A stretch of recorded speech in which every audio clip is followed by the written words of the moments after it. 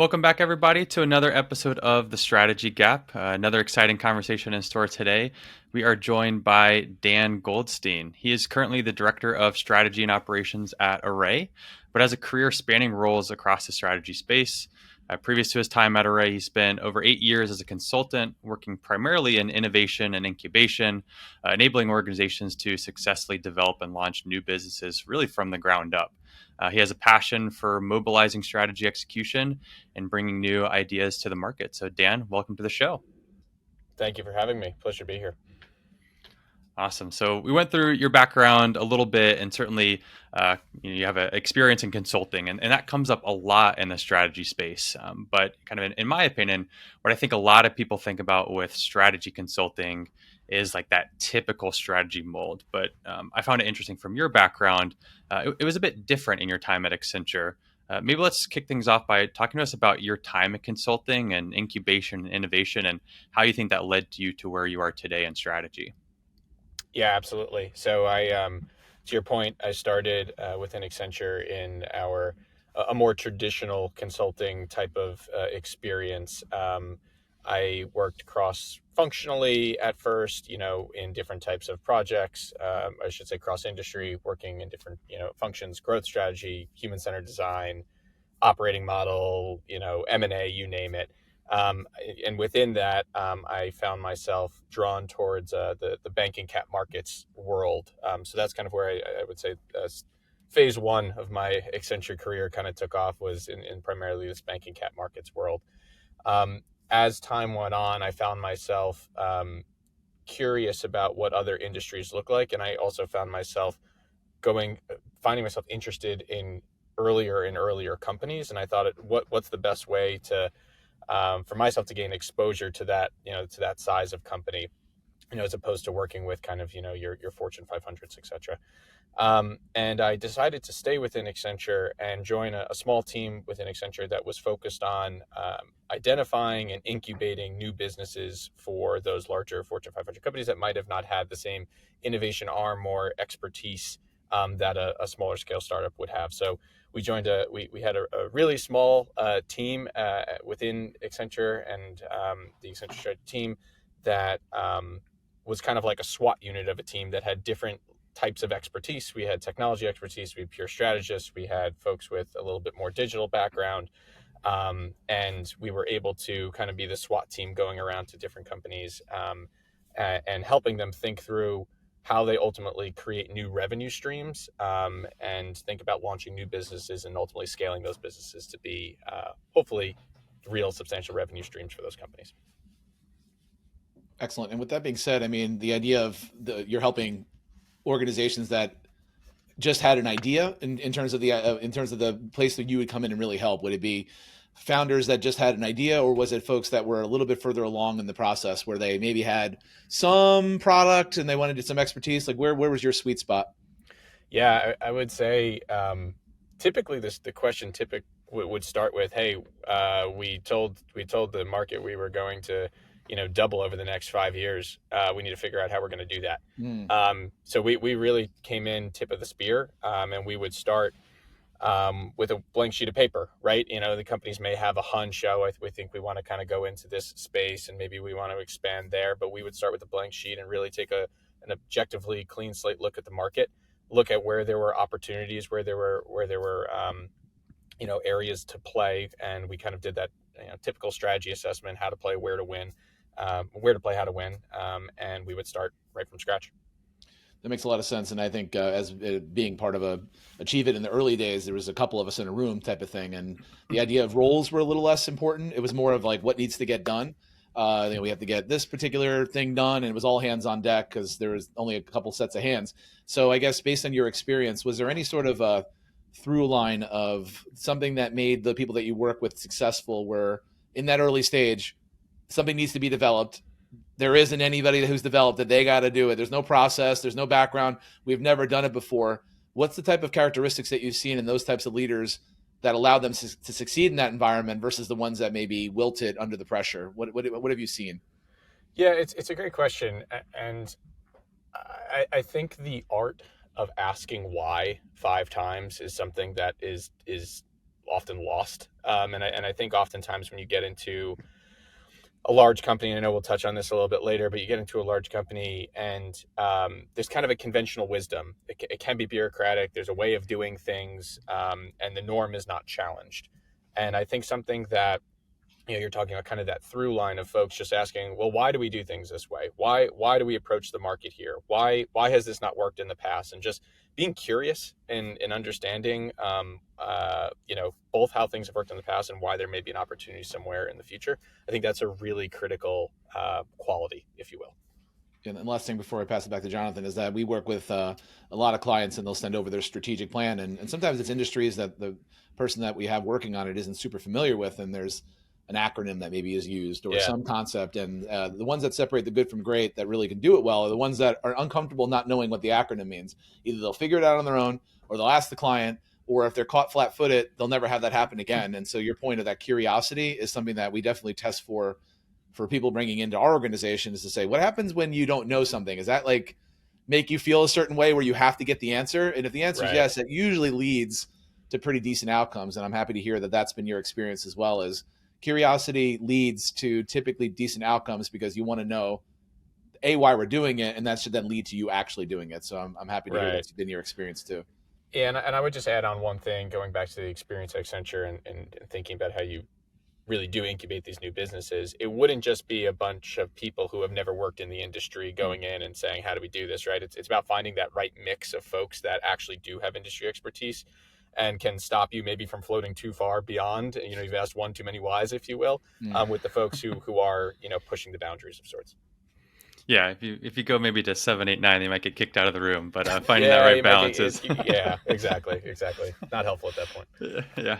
Well, continuing on the same thread. So certainly at Accenture, you spent time small companies, large companies, small companies within large companies, and then kind of maybe also then foraying into your time now at Array.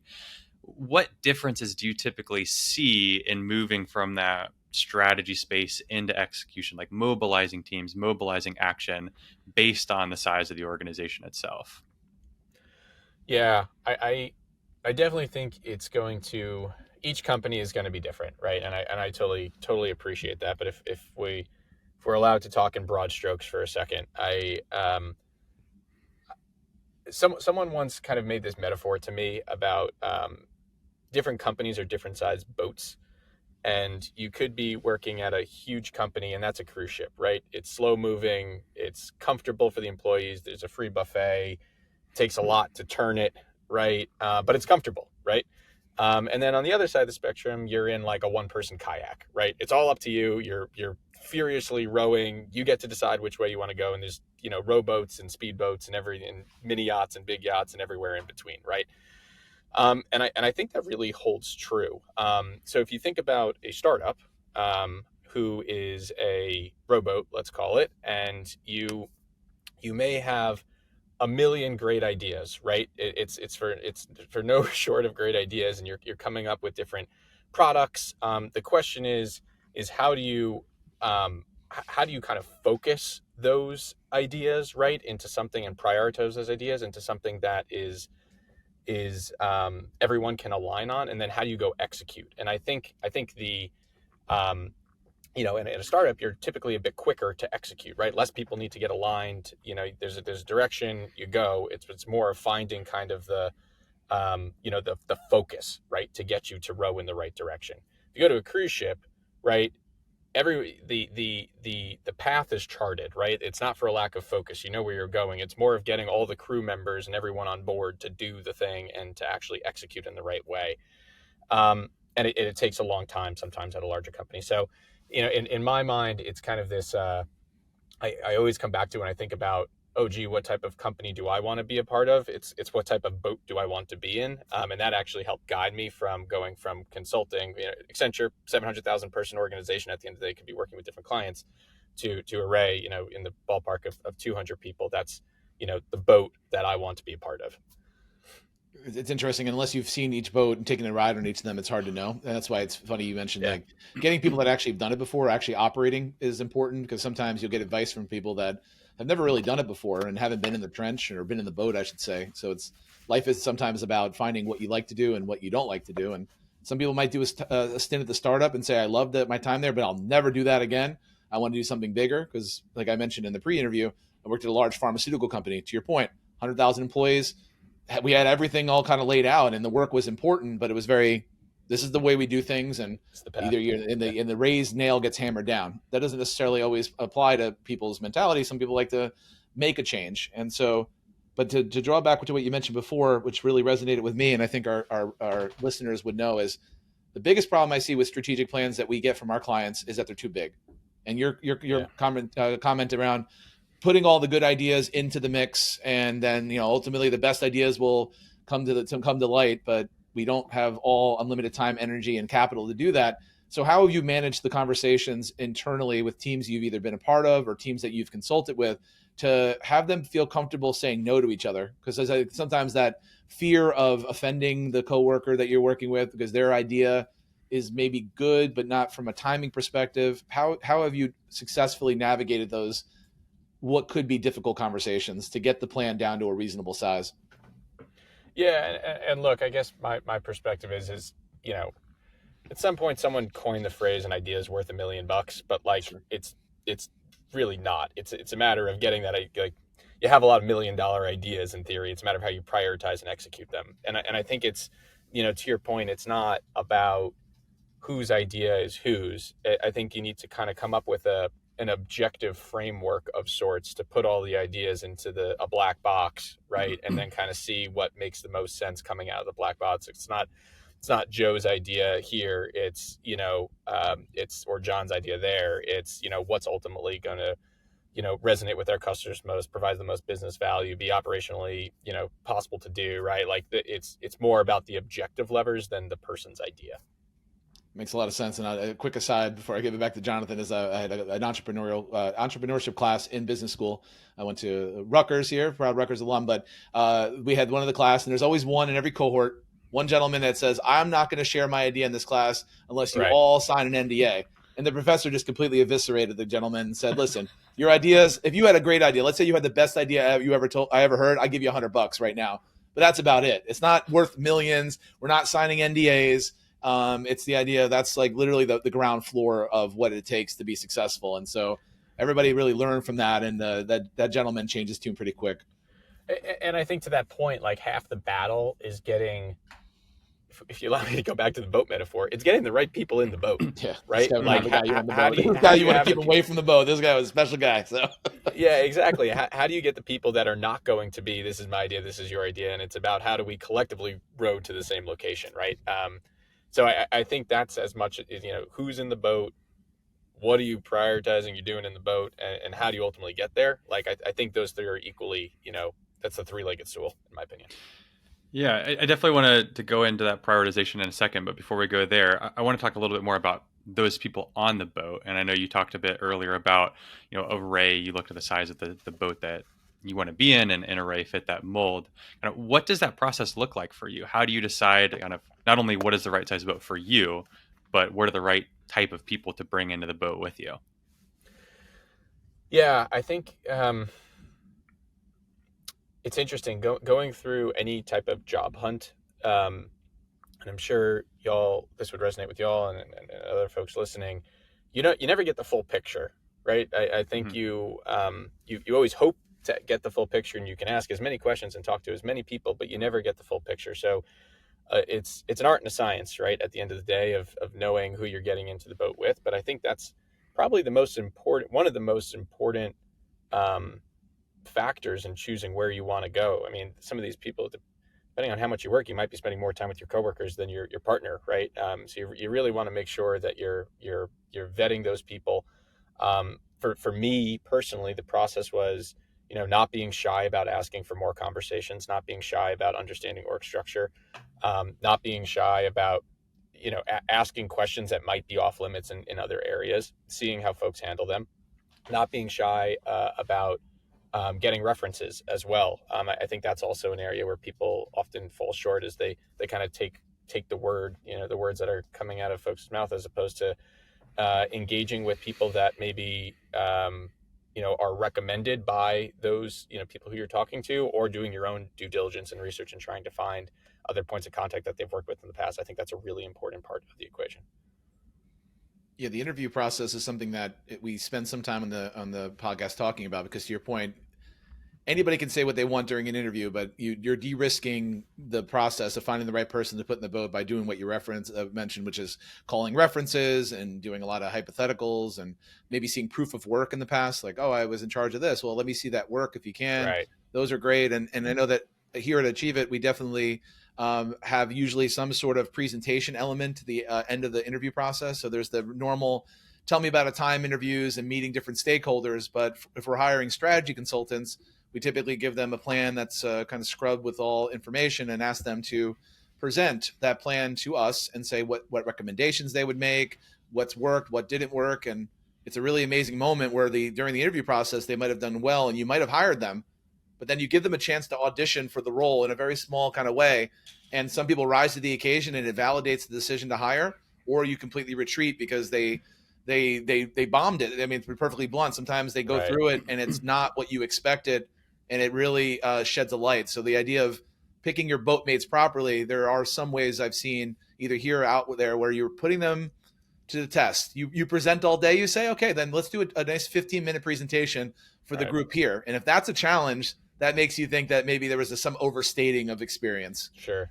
And just to flip that as well, I think, and I get it depends on the job market and the macro, the macro environment and whatnot. But I think what's often underrated is, have value in yourself. You are interviewing the company at the same point. So just as a person who, put in a presentation, situation or mock presentations which might not perform well, ask the company challenging questions. Push them. See how they respond when something uncomfortable may be brought up. Oh, a lot of competitors out there, right? Oh, it seems as though that there's been less funding in this type of area, right? Push them, see how they respond, and the company's leaders respond in those types of scenarios, and I think you'll learn a little bit more about their true colors as well. Like asking how much runway they have, especially for early Yeah. stage. If that's a question that gets the leadership question. nervous, you probably should Yeah. run for Z Hills, right? So Yeah. that's one of those questions that people shy away from. But if you're talking about you have a 4-month runway, we've heard plenty of stories of people joining an organization and then quickly then being asked to leave because the funding has been cut. So that Right. idea of it's a two-way street is really important, and you're testing out the boat you're about to jump into, and then who is going to be in that boat with you. That's a really good point that you just made. Yeah, we'll continue. We'll see how many times we can mention boats in this episode, but let's assume everyone's in the boats. We're going back now, going back to prioritization, right? We're trying to decide which direction are we going to go. Certainly it's going to be pretty straightforward. Large boat, large company. It's a pretty straightforward course. But in a smaller situation, smaller organization, where you have all these different directions you can go, how do you focus on prioritization? Is it some aspect of product market fit? Is it some aspect of the team that you have available? Kind of what's your recommendation for working through that? Yeah. It's funny just talking about boats. I don't even like boats, to be completely honest with you. I'm more of a land-based creature. But to your question, I think there are a million different frameworks out there, right, in terms of how folks prioritize. There's a million. You could Google it and you could find 20 off the bat. I think the one that has resonated most with me, it's a DVF framework. It's not something I made up. I'm pretty sure it was popularized by IDEO in the 90s of sorts, and something Accenture used. But I do think it's very helpful in trying to think through, Joe, to your point of how do you make it less about Joe's idea or John's idea and more just about the idea. So the DVF framework is desirability, viability, feasibility. And it ultimately helps drive, I think, the right conversations in a company about what's our differentiator. It forces you to think more holistically about the ideas that you have than just, an idea at the surface level. So desirability forces you to think from the client or consumer's lens, right? Depending if you're a B2B or B2C company. Forces you to think about, will the client actually want this? Does the client actually need this? Viability forces you to think about the financial side to it.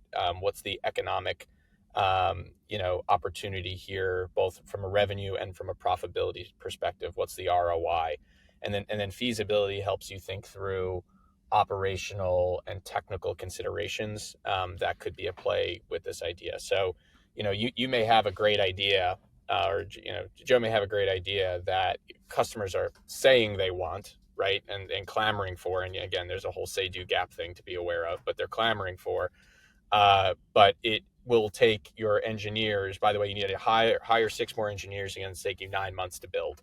Does that make sense for you and the company at that time to do it, even though the customers are clamoring for it? Oh, and by the way, it's completely not viable. You're not going to break even for another 7 years. So it's a nice way to look at ideas and problems kind of through multiple lenses and help stack rank, prioritize, kind of at least map out how these different ideas fall.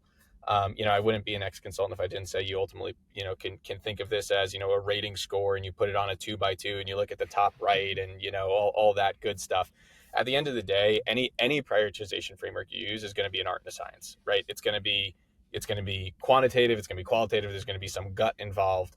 This is just the quantitative way to try to put some color around these different ideas, and ultimately how you can kind of stack rank them and start having good conversation around which ideas should be prioritized.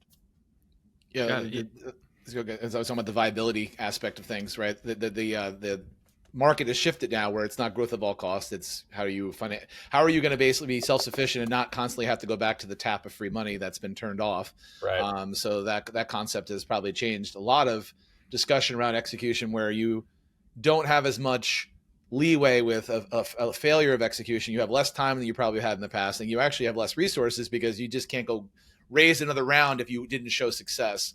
So does that concept of being really lean and mean require a different type of team and folks that are working there, or is it just the same leaders but with a different mindset? I guess are the leaders from the last 10 years going to be different than leaders of the next 10 years where it's maybe a little bit leaner? How have you seen that play out in terms of mindset? Because if you're thinking big thoughts, you might not have enough money to actually get to that point, to the point where you're actually viable. You might run out of money and be out of business before you even actually see anything that resembles your idea.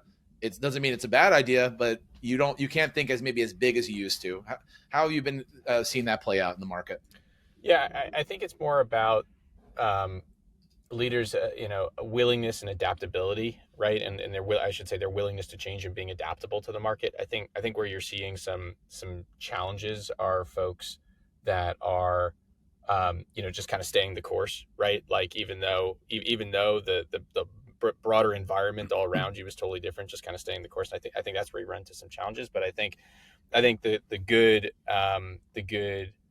companies and good leaders in those companies are finding ways to say, hey, we need to, in the past, you might have put less weight on the V, right? You put more weight on the D and the F, but you're saying, okay, maybe it's not, 20% V at this point. We need to make it 60% V, right? Like our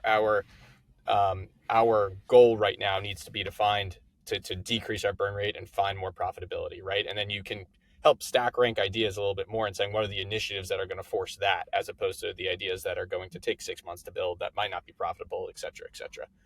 I think what's interesting is if you look objectively at companies that we know, right, across the board, each of them do this like inherent prior to, like, they do different weightings, right? If you look at them, right? So like um Apple, right? Apple, I think their brand is just so consumer and design focused, and brilliantly so, right? They put such weight on creating products that are just so magnificent to use. And I think obviously it's easy to do that when you have so many zeros in your bank account, right? But like that is what they are known for. If you look at a Costco, for example, Costco has said if the V is fixed, we are only taking a gross margin of 15%. That is where we live. We are going to differentiate in other areas. It's interesting when you start looking at companies and what their strategy is. I think you can really kind of anchor it to where they're prioritizing the D, the V, or the F. Yeah. Yeah, definitely interesting concept there. I think originally, kind of what I was hearing you talk about is that the DVF has to change, right? As you go through maturation as an organization, as a team, through the market, you have to change that. But I think another important point that you mentioned is that you need to define for your organization, like, what does your DVF model look like? 100%. In your experience, like, for someone that's maybe listening and says, you know what, this is great, I've been struggling with prioritization, I want to implement this now. How do you map out what that balance should look like within an organization? How do you decide what's 20%, what's 80%, and build that initial structure to then work off of? I think I think everyone needs to rally towards a framework, right? A framework and an equation. And it's not to say, again, and I think an important thing here to realize, it's not whatever goes into the box and comes out of the box is what we're doing. This is just a mechanism and a tool to drive conversation. And I think if you're able to kind of get that level of commitment among a core group of people and say, hey, look, we're throwing spaghetti at the wall right now. We're wasting money left and right. We need to find a way, some way in which we can have a little bit more focus as an organization what we work on. That's step one, right? And getting the right people in the room to feel good about that. The next question is, and I truly think this is, the framework shouldn't matter. What matters is the output and driving focus, right? So find the framework that works for your company. That might be DVF, that might be some other prioritization matrix, but find the framework that works for those people in the room, so that ultimately the most important thing is the output of driving focus. Think about that, not what framework you're going to use.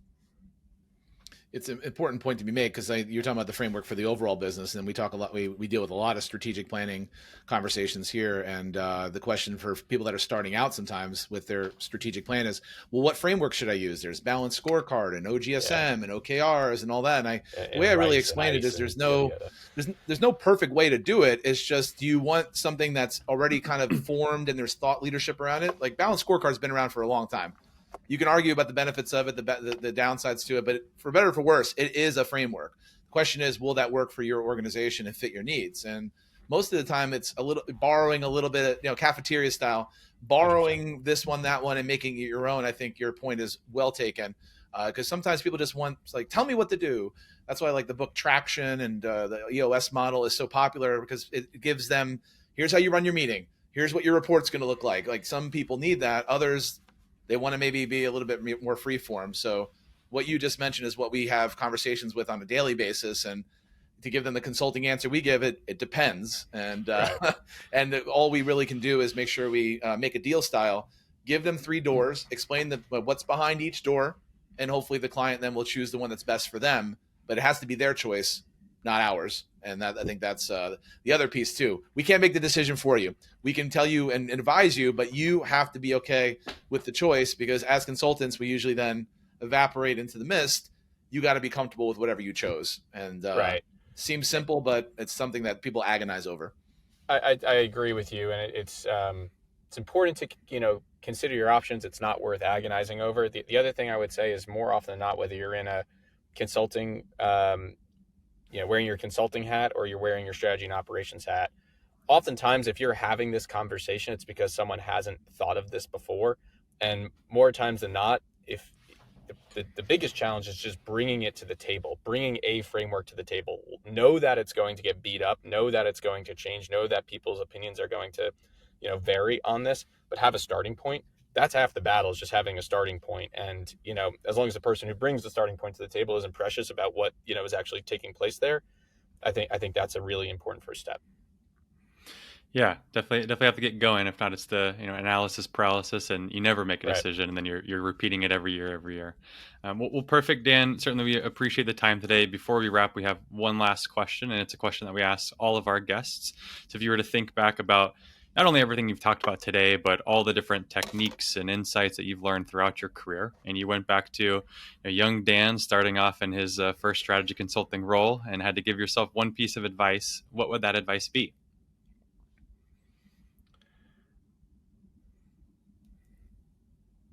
That is a great question. And I've heard you ask this on other podcasts, and I did not have a prepared thought here. I think it depends on the person, but I would encourage, this advice depends on the person, but I would encourage folks to take to take risks. And I think whether that be personally or professionally, I'm talking about it mostly in a professional sense. I think you always feel like it's too late to take a risk, or you are, inherently when you take a risk, you are giving something up, right? And I think it always feels like the later and later you get in your career, the more and more you're giving up. Um, I also think the thing that people lose sight of, and people are a little bit short termed. A career is probably going to be 40 years or 40 or 50 years. And, objectively, I'm relatively early in that journey, right? And the risk is only going to get bigger as you go on. And I think there's something to be said for not being afraid to take those risks, not being afraid to bet on yourself, not being afraid to bet on your conviction. And that's what I would say. No, absolutely love it. Well, Dan, we appreciate the time. I know our listeners hopefully learned a lot from our conversation today and look forward to continuing the conversation into the future. I really appreciate it, guys. Love the dialogue and hope to talk soon. Thanks, Dan.